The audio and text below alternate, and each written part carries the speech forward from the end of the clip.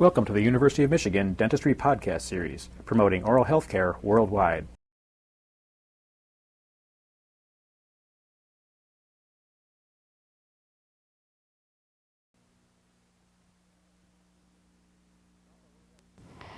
Now that we have determined the correct occlusal vertical dimension for the patient, we need only one more registration in order to transfer the relationship of the patient's jaws to the articulator.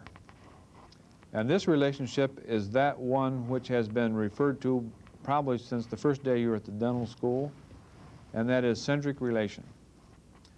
Centric relation registration is as important in complete denture work as it is in any other phase of dentistry.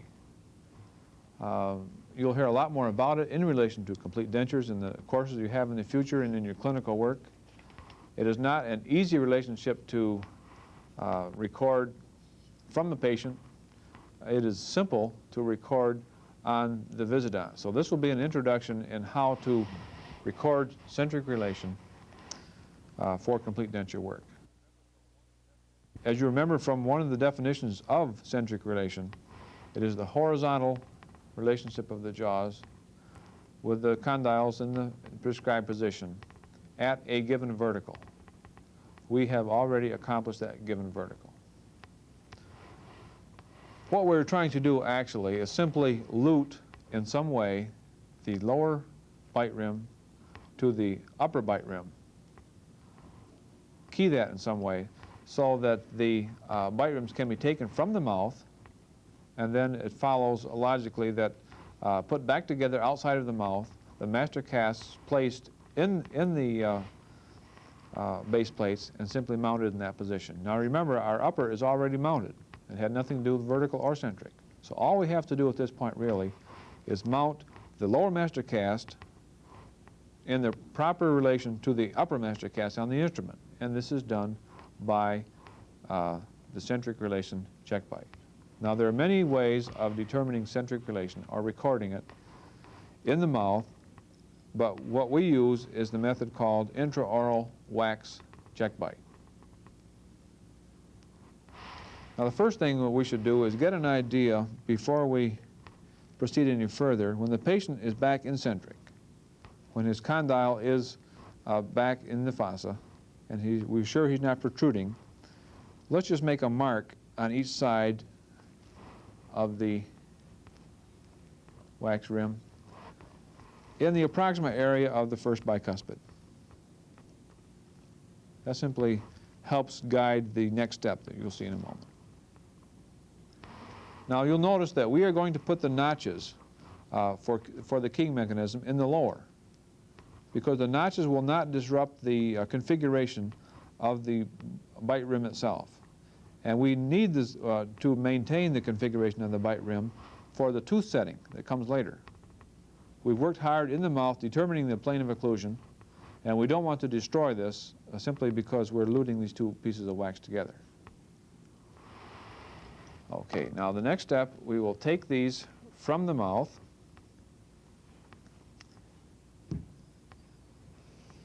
and make some notches for the keying mechanism in the lower, not the upper. And that's an important point. People forget. Now these notches, we'll make them distal to the line that we made in the mouth. These notches should be sharp, distinct, and not too large. Now what is not too large? What is small? It's kind of a judgment. I can't tell you exactly how big they should be. Clinically, we observe usually that they are too large. What we're really looking for is a small, distinct notch cut with a sharp blade. Now you can make 2 or 3 of these, and I make them at different angles so that we have some registration in the lateral aspect also. But the important thing is that they have a sharp character to them, so when in the end result we know whether they are perfectly aligned with their opponent or not.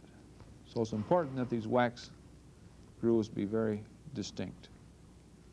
As a matter of fact, there's a little loose wax I'm going to even touch those up a little bit here to make them more distinct. Okay, let's go to the other side and do the same thing.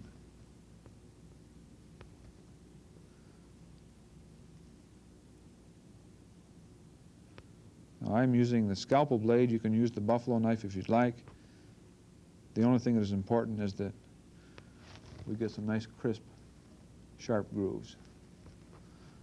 And one more, staying back of the line that we made in the mouth, and you'll see in a moment why that was done.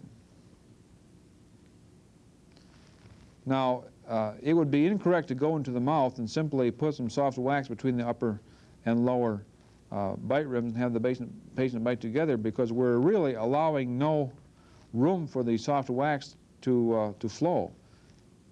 And the next step is to allow some space in the upper bite rim for the placement of some soft wax, or actually you could use plaster. Some people use zinc oxide paste and so forth. The idea is when the patient comes together back to his vertical dimension in the mouth, that he does not experience resistance, because the tissues will distort. And the bite registration material, regardless of what it is, must be soft. Now this completes the notching of the lower. You get an idea from this demonstration the size. Now the next step, let's place the upper wax rim back together and align those two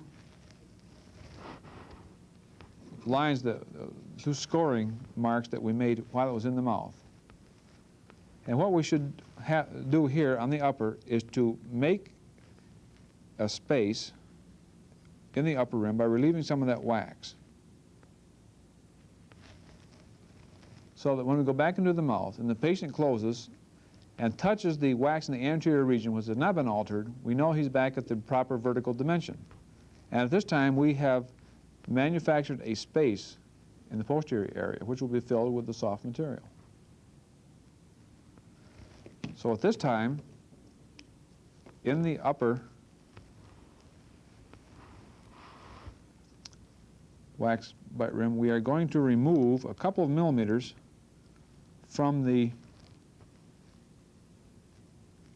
wax occlusal rim. Once again, this just gives us some space for the material. Let's do that on both sides. Now it's important that we don't relieve all of this, because this is what maintains the vertical dimension that we've worked so hard to get. So make sure that you don't remove the entire length of the rim, the wax rim. Now by placing this back together in the approximate position, you can see what the scheme is here. When we go back into the mouth now, and we have the patient bite together, guiding his jaw back into centric relation. As he comes in contact with the wax in the anterior portion, he has returned to his correct vertical dimension. At this time, we have allowed a space with soft material in that space. And when this cools, we, of course, will record the registration, the relationship between the upper and the lower base plates. So at this time, we can return the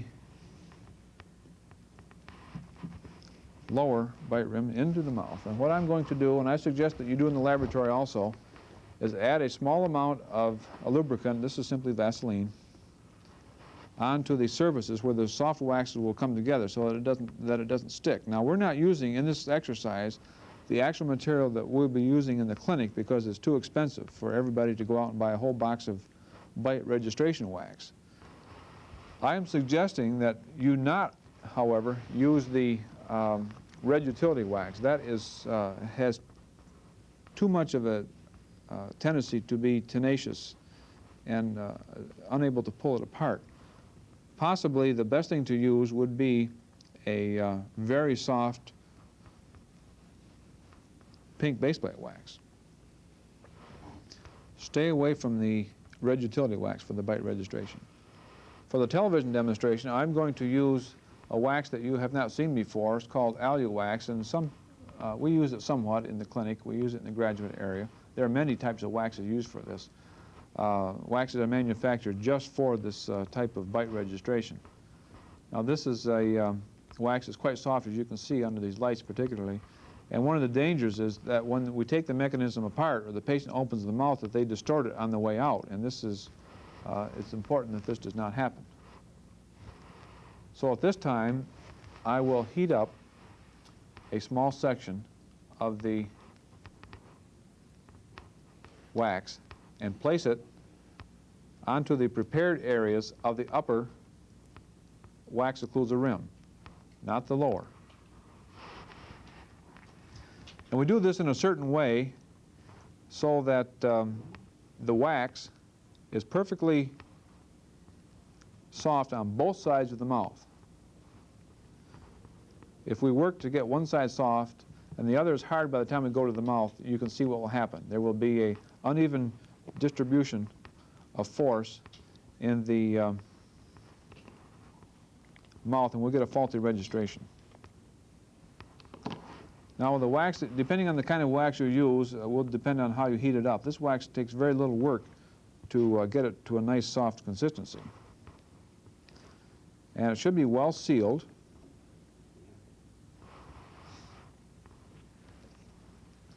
Now we'll add a little bit to the other side. I'm going to go through this whole thing on the demonstration because it's an important procedure, not only in this course, but we can duplicate the clinical situation fairly well. So this is a good chance to really get some good practice in recording centric relation. And one of the things I would like to point out in this exercise, and it's so important upstairs, is a method to get both sides perfectly soft before we go into the mouth. And one way to do that is, the worst way to do it, probably the most inefficient, or actually impossible way, is simply to heat it up with a flame, because all we do there is melt the surface, and the surface wax runs off, leaving the mass relatively cold. And it just doesn't work. So what I'm suggesting is we take the blade of a large knife, such as the Buffalo laboratory knife, and we simply, with that blade heated, start cross-hatching this wax down through the depth of the wax. This does more than just heat the surface. And regardless of what type of wax you're using, this will work. It takes a little time and a little patience to get both sides perfectly soft, but it works. Now you see, I'm going from one side to the other. I don't want to do one side completely and then move to the other and go to the mouth. It has to be done at the same time.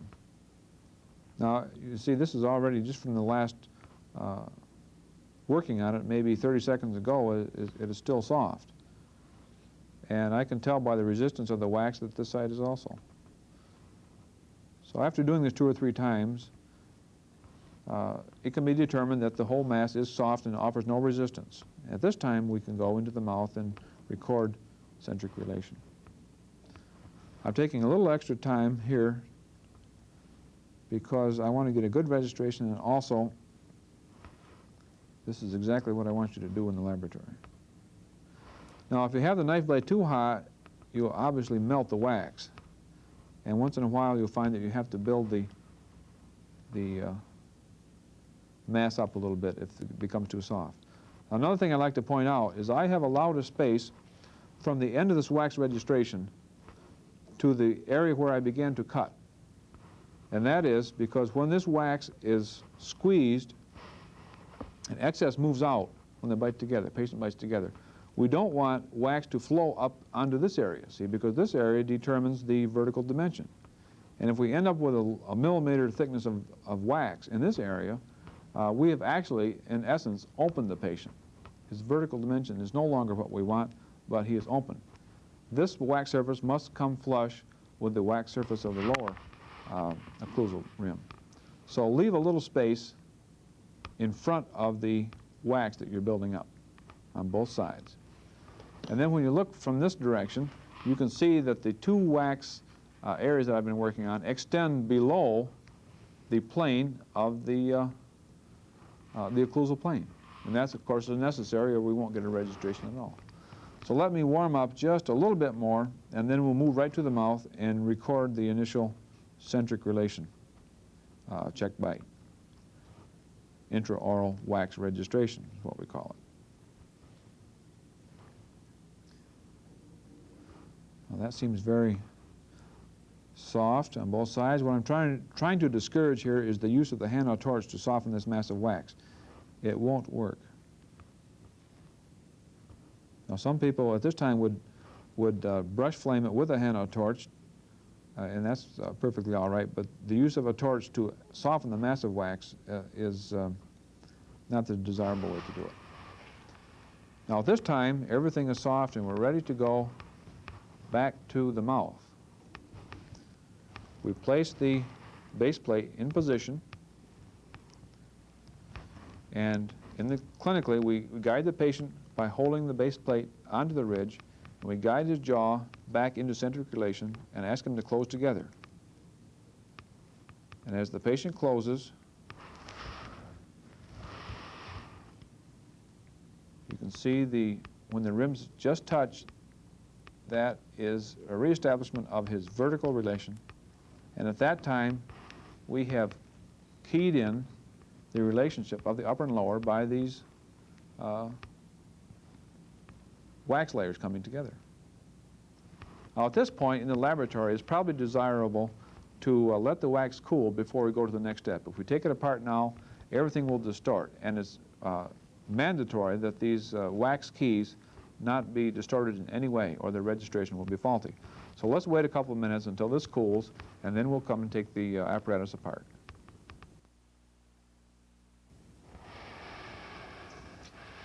Now that the wax used for the bite registration has cooled somewhat, and in the mouth it's necessary sometimes to chill this actually with water.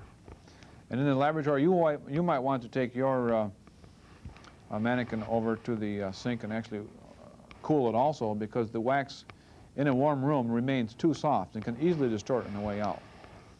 All we've done here now is just allow this to cool, and the next step is to take it apart. Now, in the mouth, they often come out together, but they will usually come out, if they have been lubricated, can separate by themselves. So now you can see what we have recorded here are some very nice, sharp grooves. We do not have any excess wax coming up onto the area which determines our vertical. But we do have some excesses of the wax itself. And in order to check, make sure that we have the proper registration of centric, it is suggested that either on the mannequin or in the mouth, that the excesses in the lateral portions be removed. And that can be done with a large end of the number 7 spatula. We simply remove the excess wax until the grooves that we have recorded become visible. Now, this is more meaningful to us. When we go back into the mouth, when the wax is hardened, and check to see that we have the jaw all the way back into centric relation, we can see the grooves coming together. We know that we are correct. If the grooves do not come together, we have 2 different registrations. So let's do this on both sides of the mannequin. Now, this can be done in the patient's mouth, so let's still consider this the mouth. And once again, this is done until the grooves show. Okay, now we take it apart once again. We take the upper from the mouth, and you'll notice that we have removed the excess from the portions on the buccal surfaces. But toward the lingual, we still have some pretty large excesses of material.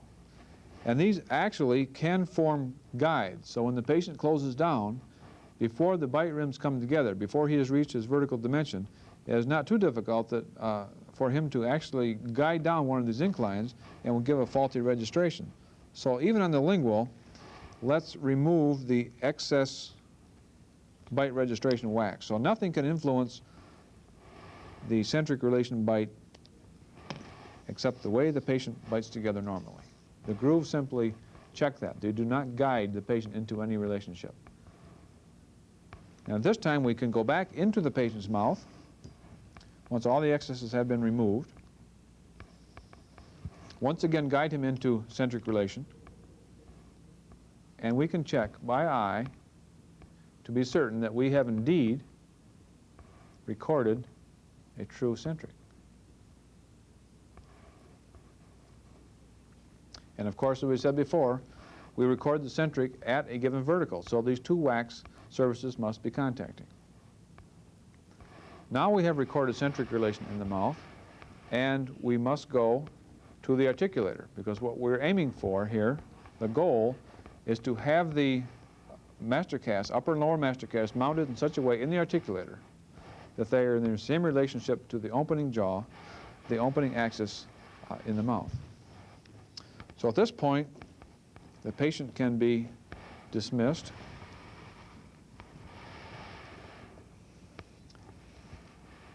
And the base plates reassembled on the master casts in the mouth. Now, I think an easy way to do it the first time is to simply lute everything together with some sticky wax so nothing can move on us.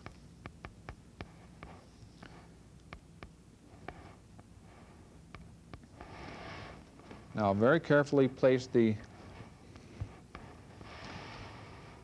lower, well, actually we could put the lower master cast together here at this time.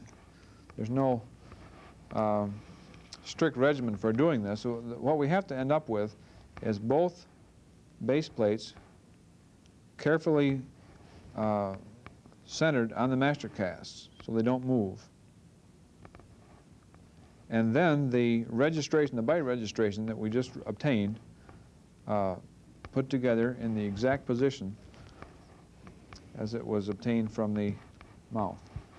So at this time, we very carefully place the unit back together. Now you can see, looking at both sides very carefully, and looking at the anterior area where the wax touches, that we have the exact relationship here as we had in the mouth, and that's most important.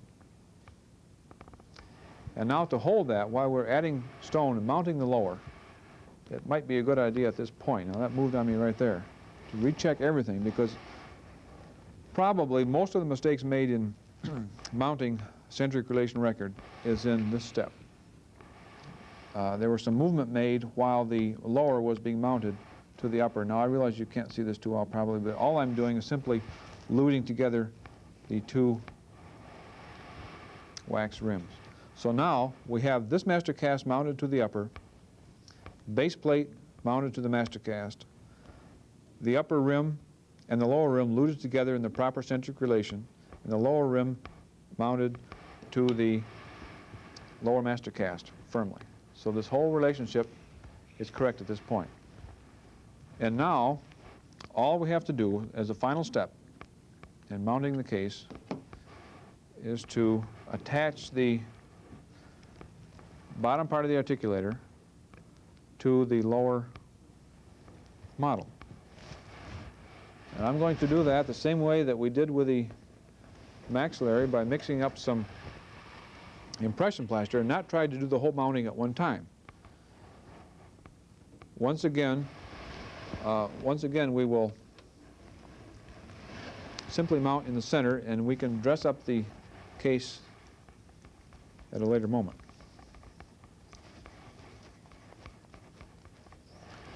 Haven't got exactly the right proportions here, but I think we have enough to work with. I'm suggesting, again, using impression plaster, and the model actually should be wetted before you add the plaster, because it will be a weak bond if you add it to a dry cast.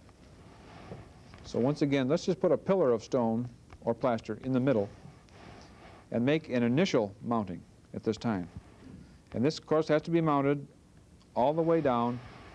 It's most important here that the pin touch the table, and that the pin be flush at the top of the articulator, as it was at the beginning.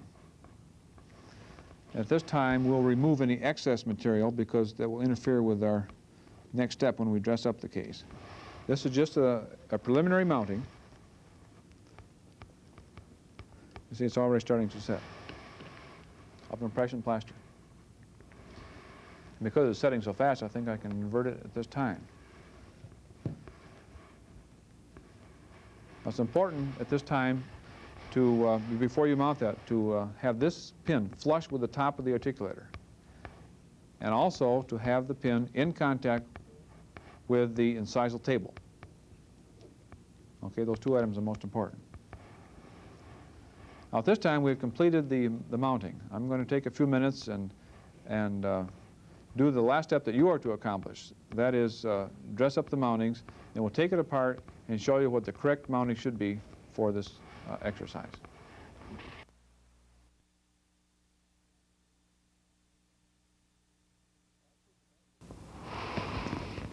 After the master casts have been removed from the articulator on their rings, the mountings have been dressed with snow white plaster. And then the final check to make sure that nothing has happened with the relationships. We still have our bite registration, and simply by opening the articulator on the hinge and slowly closing it down, we want to make one last check to make sure that the grooves fit in the way they should, and they do. We know at this point that nothing has happened, and the relationship is the same as we registered from the mouth. Now, at this point also, you should check three things. The first is that you do indeed have contact between the wax occlusal rims. The second thing is that the incisal pin be flush with the top of the articulator. At the same time, the pin contacts the incisal table of the articulator. At this point, our registration of face bow, vertical, and centric has been completed, and we are ready for the tooth setting exercise. Now, let's point out a couple of things here at the last part of this exercise. One is that we still have the overlap between the upper and lower wax occlusal rims. And this, as we pointed out before, has to do with the support of the lip. And normally we do have an overbite and overjet in the denture setup. Now, to show you, to go a step ahead and show you what we are aiming for as a goal, I have a set of mounted casts here that go on the articulator in the same setting, and the teeth have been set. And you can see this same relationship. See the horizontal overlap of the incisors, for instance, just as we have on the wax. In other words, we use these wax rims as a guide for setting our teeth. So this completes the exercise, and everybody's mounting should be neat, the articulator should be clean, and it should look as this does before we start the tooth setting exercise.